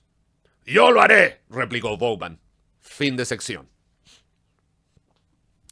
Oye, pero ahora, ¿qué va a pasar? Esta sección fue bien maricona en el sentido de que estaba así hecha como para que el lector simplemente no sepa, porque ahora muchas veces ocurre que los personajes no saben y como el narrador es omnisciente, nosotros sabemos y estamos en esa posición de ventaja, ¿no? Y sufrimos porque no podemos contarle al prota, no, no vayas, es una trampa, papito, no, no, no. Así, ya. Pero aquí fue al revés, todos ellos saben y nosotros, ¿pero qué saben? Así, ¿quién va a venir? Así va a venir alguna legión, ¿qué, wea? Pero bueno. Las ruinas del puesto de escucha Sigma 4 habían dejado de arder hacía mucho tiempo cuando Goran Delo se agachó en la entrada y recorrió los restos con su servobrazo. Él y 10 de los soldados vestidos de rojo habían examinado las montañas en los últimos días sin haber encontrado un alma viviente y Delo estaba comenzando a pensar que Honsou los había enviado a una misión sin sentido. Un cuerpo sin cara yacía tumbado junto a la retorcida puerta y sus huesos brillaban a través de la tela rota de su uniforme. Delo lo apartó de una patada mientras entraba agachándose en el puesto de vigilancia, recordando la batalla que habían librado para tomar el sitio, el rugido del fuego de los cationes de asalto y la tormenta de proyectiles que les había caído encima. Dentro todo era oscuridad, pero la visión mejorada de Delo atravesaba con facilidad la penumbra. Piezas destrozadas de equipo y de metal ennegrecido estaban esparcidas por todas partes y los muros estaban salpicados de fragmentos de granadas. Un cuerpo permanecía tumbado contra una pared y la poca carne que le quedaba sobre el esqueleto estaba abrasada y negra. La cara perteneciente a este cuerpo también había desaparecido y Delo recordaba los 2 disparos que Honsou había hecho para matar a estos hombres. ¿Dónde estaba entonces el cuerpo del tercero? Cuando examinó el desierto puesto de vigilancia, vio la taquilla abierta y los objetos desechados que salpicaban el suelo. Se puso de rodillas y los examinó uno a uno. Todos eran trastos sin utilidad alguna y de ningún valor para un hombre atrapado en la montaña. Así que un soldado había sobrevivido y había recuperado todo lo que podía serle de utilidad del búnker. ¿A dónde había ido? Delo salió del puesto de vigilancia y examinó el terreno polvoriento de alrededor. El cadáver que estaba en el suelo no tenía rifle y Delo adivinó que el superviviente lo había cogido antes de abandonar el lugar. Delo olfateó el ambiente y se arrodilló ante el cadáver en descomposición. Vio una pequeña zona de roca manchada junto a los pies del cuerpo. Sin necesidad de probarla, supo que era sangre y, por su forma, que no procedía de las heridas del cadáver. De modo que Forrix estaba en lo cierto. Había alguien que seguía vivo en las montañas. Un hombre lleno de recursos, además, si el razonamiento de Delo era correcto. Tras analizar la zona que lo rodeaba, supo que un hombre decidido a devolver el ataque solo habría escogido un camino, hacia el noroeste atravesando la cadena de montañas hasta encontrar una posición de observación. Rápidamente reunió en torno a él a la tropa y se dirigió hacia la falda de la montaña. Goran Delo sonreía dentro del casco cuando pensaba en el momento de encontrarse con su valeroso enemigo. Fin de sección. ¡Oh, Joxito! ¡Qué terrible! Ya ahora hay un Astartes yendo por él. Y diría, Goran Delo es de estos personajes que tienen cara de 3 capítulos y por ende no va a ser algo amenazante que tal vez Hog logre sobrevivir. Pero, pucha, todas estas cuestiones en Warhammer no cuentan, pues uno, o sea, porque estas suposiciones que uno puede hacer son cuando esperamos un final más o menos feliz, digamos, así, donde por lo menos algunos buenos van a sobrevivir o la misión, a pesar de la tragedia, se va a cumplir bien y qué sé yo. Pero aquí puede pasar lo peor en cualquier momento, así que incluso lo agarren a Hog, así lo dejen semi-muerto, le pongan unos implantes, así lo empalen con una mano y lo tengan así de títere, así lo hagan hablar. Oigan, sí, soy Hog, vengan todos a este lugar porque, hay un cofre con tesoros que ayudan a derrotar guerreros de hierro y todos van y es la peor trampa del mundo donde, caen así en el suelo a unos pinchos con caca y se infectan y tardan en morir, no. Pero bueno, siempre hay que apuntar a lo más peor, totalmente, hermano, totalmente. Y por último, claro, si no le atinamos no es tan malo y dices, uff, qué alivio. Pero sí. Y Ricardo, yo creo que siempre hay que estar dispuesto a despedirse de alguien en Warhammer, así. o reencontrarte. De repente, así alguien que creías muerto, de repente reaparece. Pero bueno, damos la bienvenida a nuestro querido Morlock de los Manos de Hierro, Septile 32. Bienvenido, amigo mío. Muy bien. Entonces, vayamos con un anuncio y continuamos. Yes, my dear Charles, we shall go on. Hawk subió gateando un afilado saliente rocoso, respirando profundamente mientras atravesaba las empinadas pendientes de la montaña. Había recorrido 3 kilómetros a través de un terreno especialmente difícil y todavía le quedaban otros 2 antes de que cayera la noche, pero estaba decidido a conseguirlo. A pesar del agotamiento que invadía sus miembros, estaba preso de una gran determinación. Se sentó sobre una losa de piedra relativamente plana y se tomó un momento para recuperar el aliento. Comprobó su situación en el localizador de dirección, sabiendo dónde se le había ordenado ir, pero sin saber exactamente lo que encontraría allí cuando llegara. El propio teniente coronel Leonid le había asignado esta misión a la primera hora del día por el canal de comunicación y Hawk le había asegurado que no lo decepcionaría. No puedes, le había dicho Leonid. Hemos depositado todas nuestras esperanzas en ti. Hawk pensó que eso era un poco melodramático, pero no dijo nada. También estaba contento por el hecho de que se le hubiera confiado algo tan importante. Bien. Bien, Hawk, se rió entre dientes. Habrá un ascenso para ti cuando vuelvas a casa. Se secó la frente con la manga y desenvolvió uno de sus últimos paquetes de víveres. Refunfuñó mordisqueando los restos de una barrita de energía mientras se ponía en pie.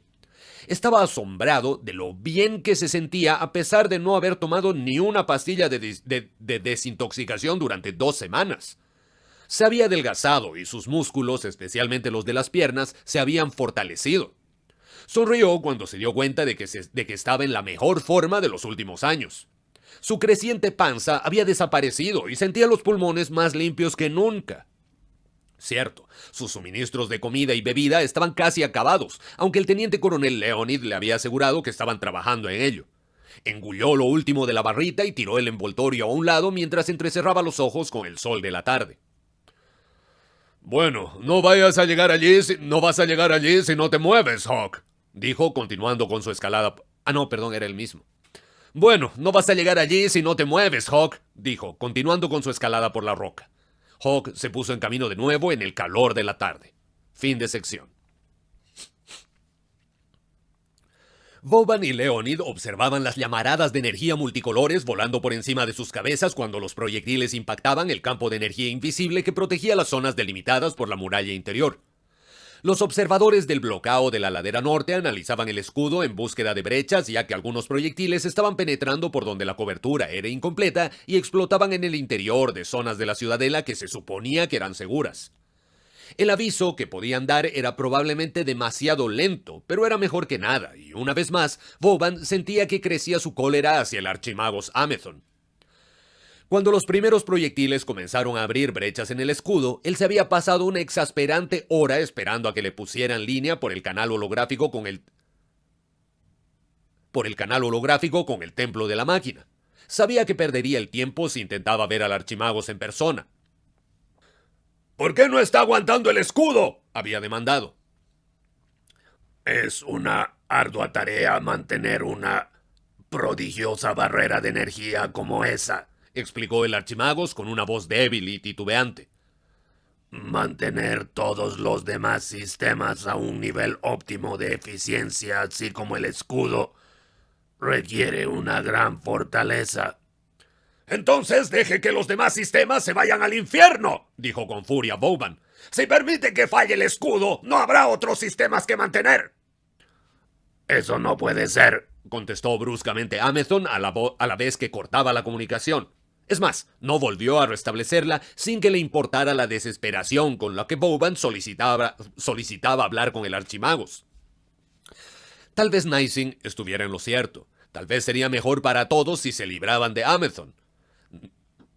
Nising se había puesto en contacto con él en persona no mucho después de esta breve conversación con Amazon y le había insinuado que no sería muy difícil arreglárselas para que ocurriera. Vauban echó fuera de su mente aquellos pensamientos sobre el maldito archimagos y sus maquinadores secuaces, forzándose a concentrarse en el trabajo que tenía entre manos. ¿Sabe algo ya de Christian y Anders? Preguntó a Leonid. Leonid asintió. De momento todo está yendo como lo planeamos, y ya se han distribuido las armas, municiones y cargas de demolición a los soldados que participan en la misión, y los destacamentos de asalto se están concentrando en los puntos de reunión.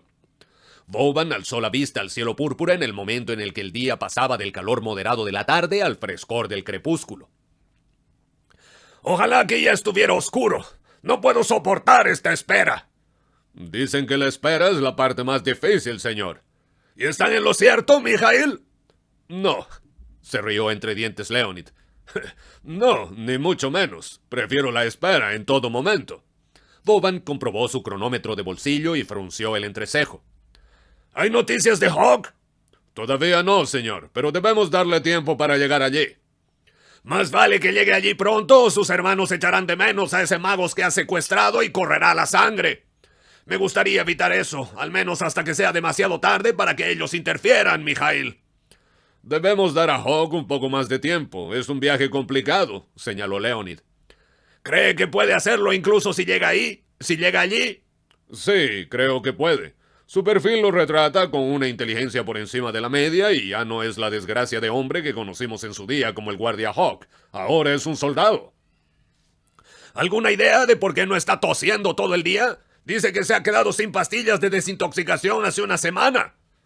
Todavía no, señor. He preguntado al magos biólogos cuánto tiempo era previsible que Hawk pudiera seguir, pero ha sido muy vago y me ha respondido que no era posible hacer una predicción exacta. Vauban sacudió la cabeza. Que el emperador nos proteja de las intromisiones del Adeptus Mechanicus. Amén a eso, señor, asintió Leonid. ¿Qué hay de los recién llegados? ¿Están de acuerdo con nuestro plan? Vauban sonrió, aunque no había ninguna calidez en su expresión.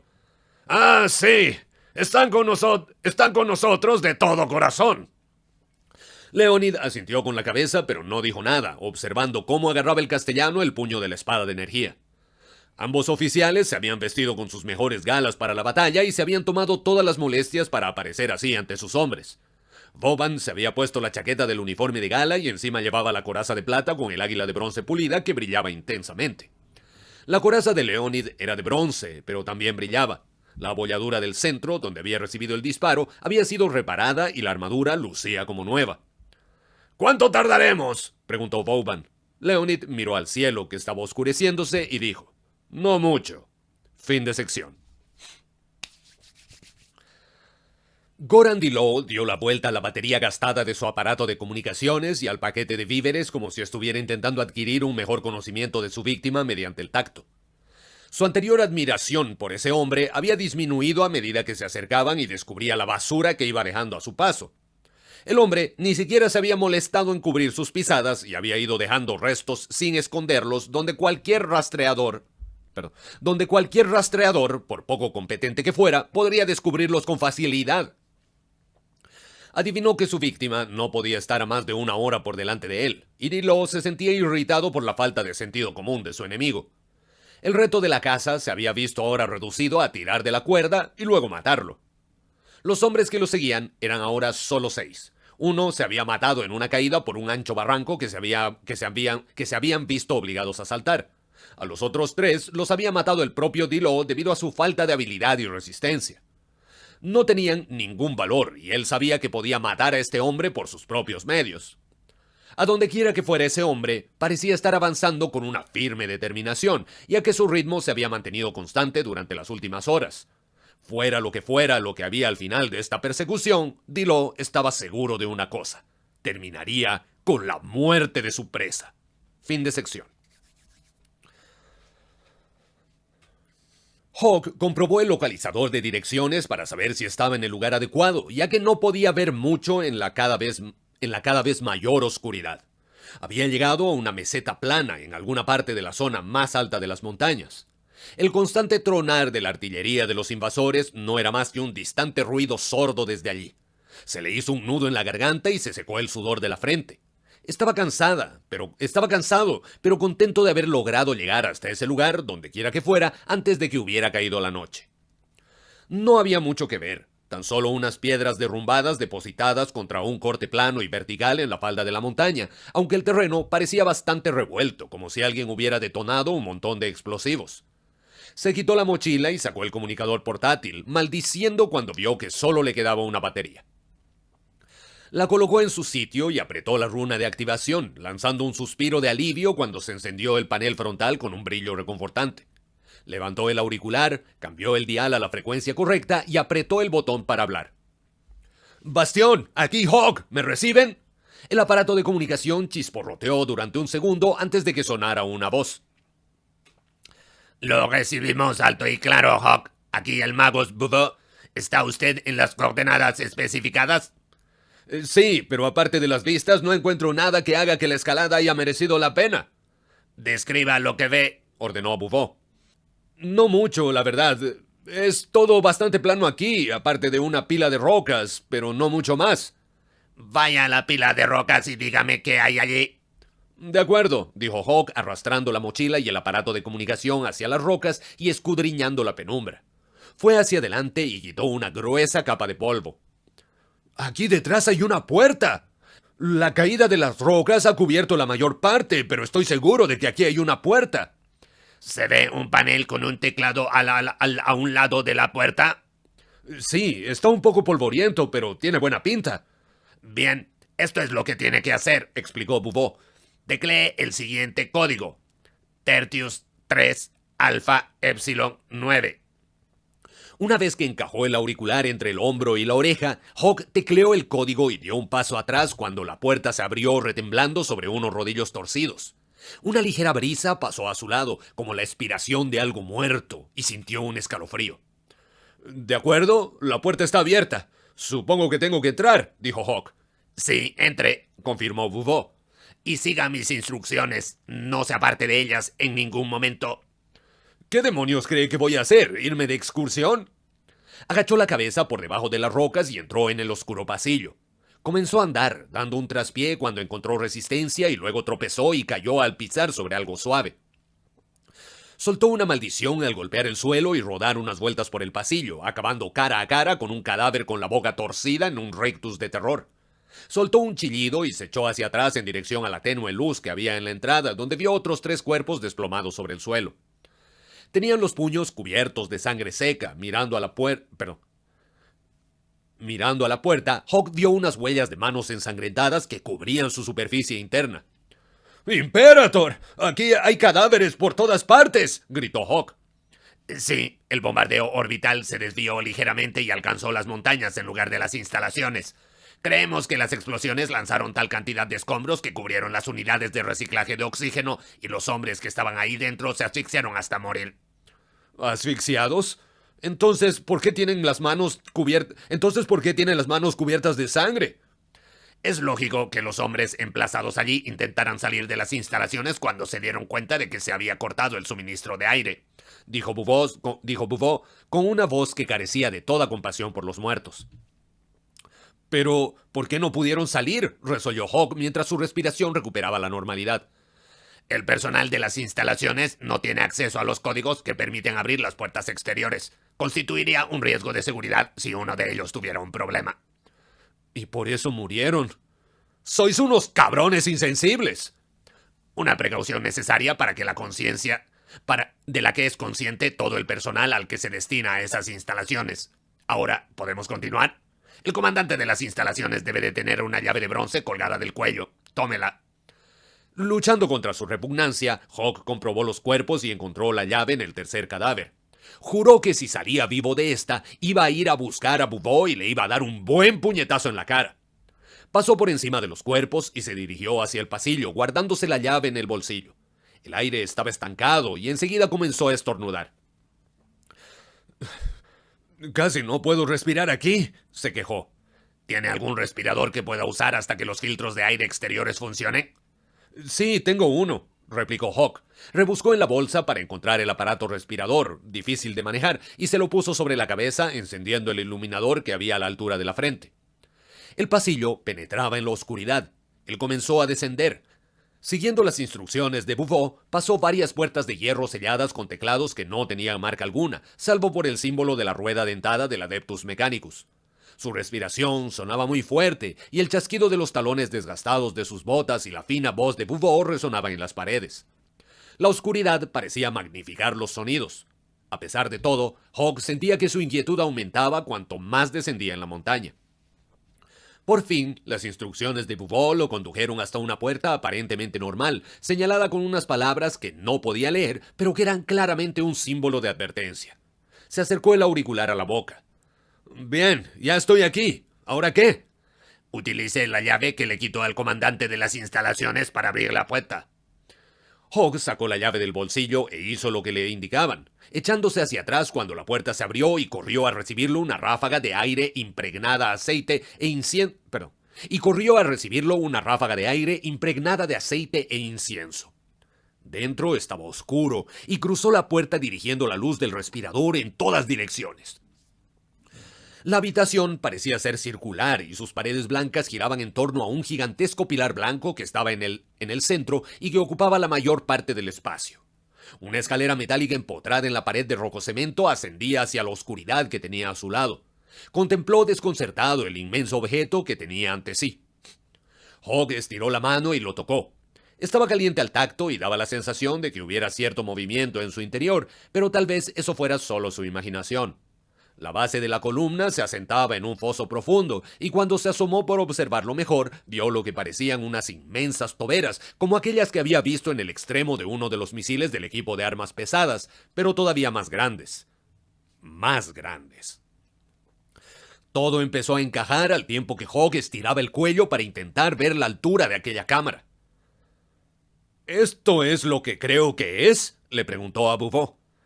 Eso depende de lo que crea que sea, pero le puedo decir que es un torpedo orbital de la clase Glaive para ser lanzado desde tierra. «Por las pelotas de un alto señor. ¿Qué esperan que haga yo con esto?», farfulló Hawk. «Queremos que lo dispare, guardia Hawk», le replicó el Magos Buvó. Fin del capítulo. Ay, pero ¿qué? Lo que no entiendo es un torpedo orbital. ¿Pero y qué? ¿Lo va a botar? Ah, lo va a botar, o sea, el mismo torpedo al mismo planeta donde están los guerreros de hierro. O sea, me imagino que será así, algo así como una explosión controlada, o no creo que sea, ya vinieron los guerreros de hierro, no les podemos ganar, así que todos vamos a cagar y nos automisileamos y destruimos todo.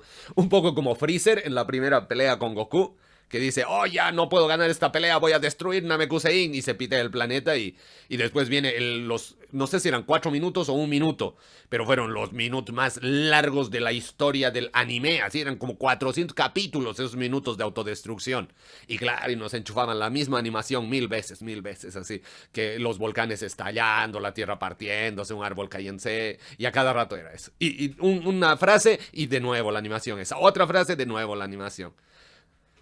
Pero bueno, hemos llegado a el final de nuestra sección de hoy.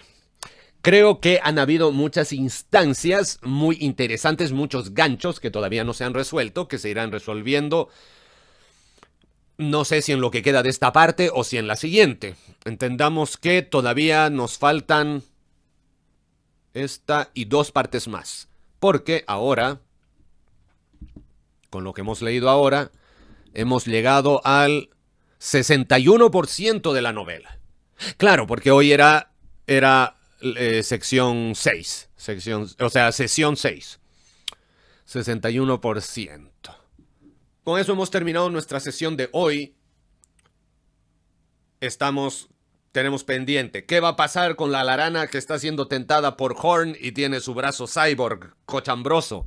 ¿Qué va a pasar con el primer adepto que apareció, al que le han cortado el de tengo mano, no tengo manita porque la tengo esconchavadita, y que ahora tiene la mano puerca y quiere más? ¿Qué onda es la visión de este como hechicero del gran forjador, del gran hacedor de armas, del gran fabricante, ese weón? ¿Qué se oculta en la ciudadela? ¿Qué va a pasar con este misil? ¿Qué va a pasar con el que está persiguiendo a Hawk? Y esos son los main events, digamos. Está interesante, me gusta porque me pregunto tantas cosas y me van revelando de a poquito y me revela ¿y qué ondas, qué va a pasar con la revelación de la verdad de las pastillas que en realidad no mantienen saludable, sino que sino que quitan la salud y sin ellas la gente está mejor. El Nising será el sucesor, va a haber complot, van a asesinar al Amazon.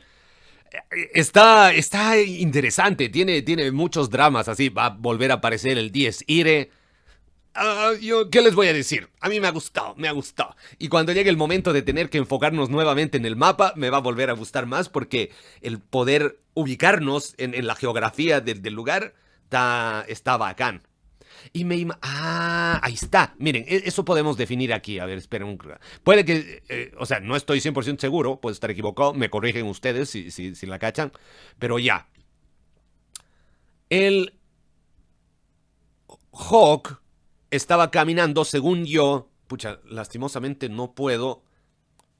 Ya, esta como manchita que se ve, que está cortada por el texto que dice la ciudadela de Hydra Cordatus, ¿ya? Que va como por afuera de Tor Cristo. Según yo, esa es la representación de la cadena montañosa o sea, eso es como montaña o es alguna elevación de terreno. Y por detrás de Tor Cristo hay lo mismo. Entonces, en esa parte donde se intersectan la cadena montañosa y el túnel, capaz que por ahí ha entrado el Hawk. Por ahí estaba la puerta y por ahí se accedía a donde estaba el misil como para saber por dónde ubicarlo, ¿no? Porque claramente cerca a Tor Cristo, o sea, tendría que ser un lugar desde donde puede ver lo que pasa en Tor Cristo y toda la cuestión. Entonces yo diría que por ahí ha estado caminando él. Igual en este aspecto yo tengo que mencionar que, y alguna vez lo he mencionado, lastimosamente yo no soy de esos que cachan todos los detalles a la primera. No, ni cagando así. Para mí no existe libro sin relectura. No. Si no lo he leído 2 veces, no lo he leído. O sea, lo he leído, pero no lo he entendido así bien y qué sé yo. En todo caso, a mí no me hace problema. Disfruto la relectura porque el decir, esto no lo había cachado, ahora lo entendí, me produce no es el mejor término considerando que existen dioses del caos que están ahí latentes, pero lo encuentro placentero, digamos, me da alegría, me pone contento. No había cachado y ahora cacho, digamos, es como mi leveleo personal. Entonces, claro, cuando yo ya sepa, entienda todo lo que pasó y a mí, por suerte, al editar las que se llaman las transmisiones, mal que mal, escucho una y otra vez los capítulos, ¿no? Porque a veces está escuchando bien, queda bien, entonces voy escuchando y como ya sé lo que pasó, es mi relectura, digamos. Entonces ahí voy cachando, es esto. Por eso muchas veces les hago comentario de cosas antiguas, así porque las estoy editando, digamos. Ahora ya estoy por acabar el descenso de los ángeles. Y ¿saben qué disfrutó mucho en la relectura del descenso de los ángeles? Como que me alegraba, digamos, el verme tan alegre leyendo la historia de caballeros.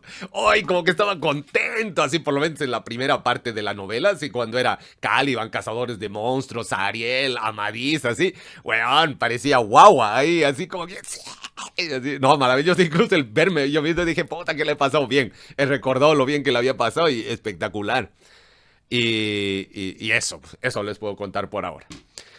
Pero bueno, mi querida gente de Terra, entonces, aprovechando que mañana me toca trabajar en la tarde y no en la mañana, yo ahora me voy a ir a jugar un rato al otro canal, mi juego de los insectillos, porque ya tiene mucho tiempo y lo tengo que terminar algún rato, pues no puedo seguir valiendo tanta pichula. Pero al rato se pone muy difícil. La otra vez estuve con un boss así peleando como 1000 años. Pero bueno, ahora voy a ir a redimirme un poco, voy a ir por mi cafecito, una sopa instantánea y a darle átomos.